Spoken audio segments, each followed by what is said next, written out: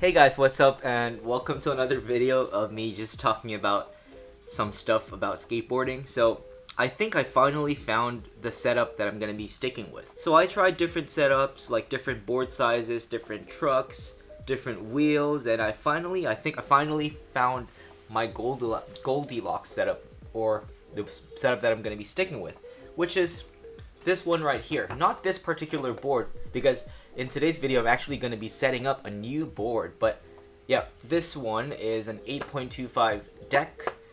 I like it because whenever I do a kickflip, I can actually feel the nose more when I flick, and then there's a less chance of me rocket flipping, if you know what that means. Like, the board flips like this instead of level, and I think I'm a little bit more confident to catch tricks with an 8.25 compared to an 8.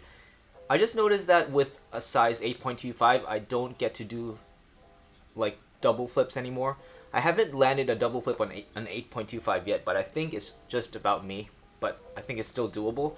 But the main reason why I'm so stoked to stick with this setup is that I've recently been trying some tricks that I used to do back in the day, like, I don't know, 2013. I was able to do 360 flips back then, but recently I just relearned them and I'm so stoked. So the main reason why I want to keep this app is because I managed to do them here consistently. Like last night, I played a few games of skates with my friends, and I've landed like 360 flips every single game. So yeah, I'm so stoked on that. So without further ado, let's talk about my deck. So this is an 8.25, and I'm now using, I don't know if you can see it, but these are called Venture trucks. I've floated around Independence and Thunders, but there's this guy named Jeff, one of my buddies called Jeff. He told me that Ventures had this delayed kind of feel because as we get older, our reaction time gets slower, right? So if you're using an Indy, sometimes it can be a little bit too turny. If you use a Thunder, Thunders are known to dive because of the conical bushing at the board side. Thunders are known to dive, that's why you get that crispy turn. But with, like, my style, which is more techie, I like to prep my feet in a certain way for 360 flips or hard flips. So having a delayed feeling with trucks actually helps me a lot. So Ventures, I've never ridden them before, so recently I just started riding them, and I really like them. Like, I've been gaining a next level confidence in my skateboarding, and anything that inspires confidence in skateboarding is actually good. So yeah, I'm gonna be sticking with Ventures. So most people with 8.25 decks, they would use a size 5.6 Venture high, right? Or a 5.6. There are no lows. So 8.25 decks would be using 5.6. But I'm actually using 5.2, believe it or not. So I'm actually just spacing the wheels out. Let me show you. So normally you put speed rings, right? But for my trucks, I put a little axle spacer here.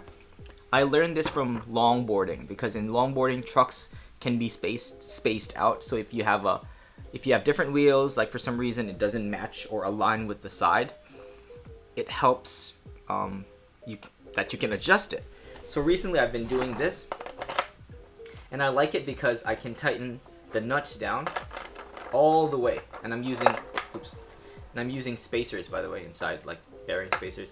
So the good thing about this, if I use a spacer there, I can crank this all the way down, and you can see my axle is actually, as you can see, my axle is being protected. So if I do land primo, my axle is not gonna warp, and I still can get my nut on this axle. So yeah, that's a lot of nerdy talk. I think I'm boring you guys already. So yeah, I'm using Spitfire Classics, and today I'm actually gonna set up a new board. So I made a deal with myself that if I land 360 flips again, I'm going to be setting up a new board. So recently, Jeff told me that one way to build consistency is to get the same board or use the same exact board twice. So what do I mean by that? Let me show you. Okay, so look at this. I got two primitive 8.25 decks. I know this is a very OCD thing, but if you really want to build consistency, I suggest you follow what my friend says, that you should get multiple decks of the same exact deck. So if I do use one and this becomes old and razor-tailed, I can just still skate the exact same shape, but a lot more awesome because it's going to be new again. So right now I'm setting up a primitive deck.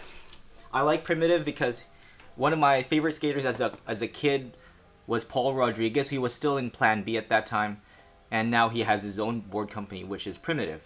So, yeah. This is an 8.25, and it says here, I don't know if you can see the specs there, it has a 14-inch wheelbase, and I like 14 inches because I like using ventures, which pushes the trucks out a little bit. And Indies have a shorter wheelbase, which if I put it on a 14-inch wheelbase is going to be a little bit too unstable for me, and I don't like that feeling. So yeah, I'm actually deciding which to set up today.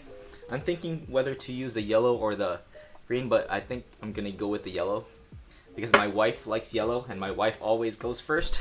So I'm gonna be setting this bad boy right here, Primitive 8.25, 14-inch wheelbase with a 6.8 nose and a 6.7 tail. So like what I said, I'm going to be using 5.2 ventures. These are the V hollows. Yeah, V hollow lights, which have a hollow kingpin, a hollow axle, and a forged base plate. Because right now I'm using standards everything. Standard base plate, which is a little bit higher, standard hanger, and a standard kingpin. So if I do use these are going to be significantly lighter than these. So yeah, and wheels, I'm going to be using the same wheels that I'm using right now. I'm not going to be switching to new wheels because I still want my pop timing to be consistent. And like what I said, I've been using classics, right? And JC gave me these conical fulls. In the beginning, they were fun. Like, I like the pop. It pops more straight, and it doesn't swirl around so much. But I really like the agility of a classic. There's something about it that whenever I do manuals, it just has an autocorrect feature that I can still have leeway to lean towards the right or left, and yeah, I get to hold out my manuals a little bit longer. So yeah, let's start putting this deck together and let's see how it goes. So it's my first time to use a primitive deck and primitive grip tape too. So yeah, I've never used this grip tape before. I like it because it has a little cutout here, the primitive logo. I don't know if you can see it, but I just have to push it out when I grip the board. Because before I used to use color bolts and stuff, and I sometimes write stuff on my board, so it's easy for me to find out which is the nose and the tail.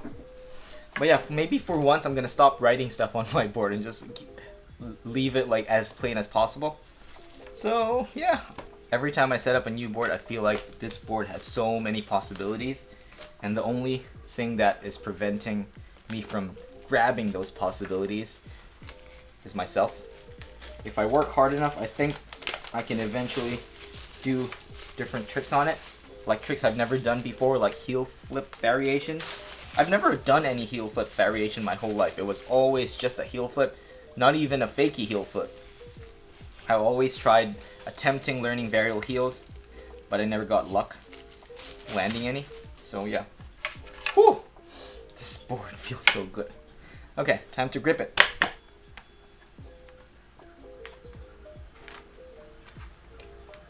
By the way, shout out to Nameless Skate Shop for these stuff, and shout out to Bowen as well. Bowen gave me these trucks.